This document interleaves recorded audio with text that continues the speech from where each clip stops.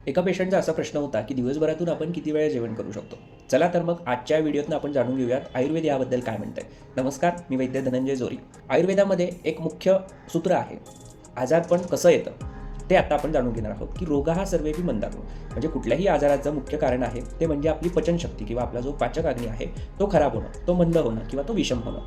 यातूनच वेगवेगळ्या प्रकारचे छोटे किंवा मोठे आजार आपल्याला निर्माण होतात.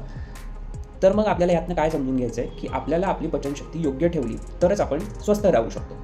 बऱ्याच जणांना काय सवयी असतात की दिवसातनं कोणी एकदाच जेवतं, कोणी दोनदा जेवतं, कोणी 3 ते 4 वेळा देखील जेवतं. काही जणांना भूक लागलेली नसते, पण वेळ झाली म्हणून जेवण्याची देखील सवय असते. काही जणांच्या बाबतीत कसं असतं, अचानक स्ट्रेस टेन्शन वाढला की मग खाल्लं की त्यांना बरं वाटतं, म्हणून स्ट्रेस टेन्शन आले की खायची सवय त्यांना लागून जाते. काही जणांना असं देखील असतं की काही काम नाही आहे, घरात बसलो आहे, अचानक काहीतरी सुचतं, मग खायला बसतात. काही जणांना फोनमध्ये एखादा फोटो दिसला आहे, रील दिसलं आहे जेवणाबद्दलची, मग त्यांना इच्छा होते आणि म्हणून ते खात असतात. तर असे देखील भरपूर काही जणांना सवय असतात. यामध्ये आपल्याला एक गोष्ट लक्षात घेणं गरजेचं आहे की आपलं शरीर हे एक सिस्टम आहे, एक यंत्रणा आहे. तर ते एक व्यवस्थित पद्धतीने चालणं गरजेचं आहे. यामध्ये जर आपण काही चुकीच्या गोष्टी करत असू तर त्याचा परिणाम पूर्ण शरीराला भोगावा लागतो. तर यामध्ये काय अपेक्षित आहे की शरीर जर आपल्याला एखादी गोष्ट मागते तर त्यावेळी ती गोष्ट शरीराला अवेलेबल करून देणं आपल्याला गरजेचं आहे. उदाहरणार्थ, जर शरीराला भूक लागली, म्हणजे काय, शरीर आपल्याला जेवण मागते तर त्यावेळी आपण जेवण करणंच अपेक्षित आहे. तहान लागली तर त्यावेळी काहीतरी पेय पदार्थ किंवा पाणी पिणंच त्या ठिकाणी अपेक्षित आहे. संडासला आली किंवा लघवीला आली तर त्यावेळी त्या गोष्टी करणं गरजेचं आहे. जर ह्यामध्ये आपण काही चुकीच्या गोष्टी करतोय किंवा आपण त्या गोष्टी त्यावेळेला करत नाहीये तर शरीरामध्ये काही ना काही छोटे छोटे बिघाड व्हायला सुरू होतात.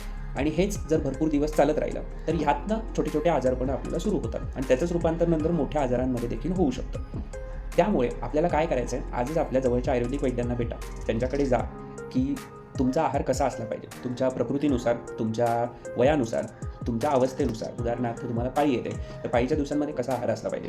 तुम्ही प्रेग्नेंट आहात तर प्रेग्नेंट असताना तुमचा आहार कसा असला पाहिजे. तुमची नुकतीच डिलिव्हरी झाली आहे तर डिलिव्हरीनंतर कसा आहार असला पाहिजे.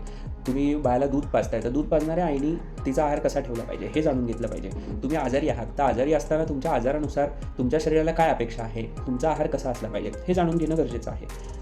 तर हे जर तुम्ही जाणून घेतलं तरच तुम्हाला तुमची पचनशक्ती व्यवस्थित ठेवता येईल आणि त्यातनंच तुम्हाला स्वास्थ्य प्राप्त करता येईल. म्हणजेच तुमचं आजारपण जे आहे ते तुमच्यापासून भरपूर दूर राहतील. तर मग आजच आपल्या जवळच्या आयुर्वेदिक वैद्यांना भेटा, स्वस्थ राहा, मस्त राहा. धन्यवाद.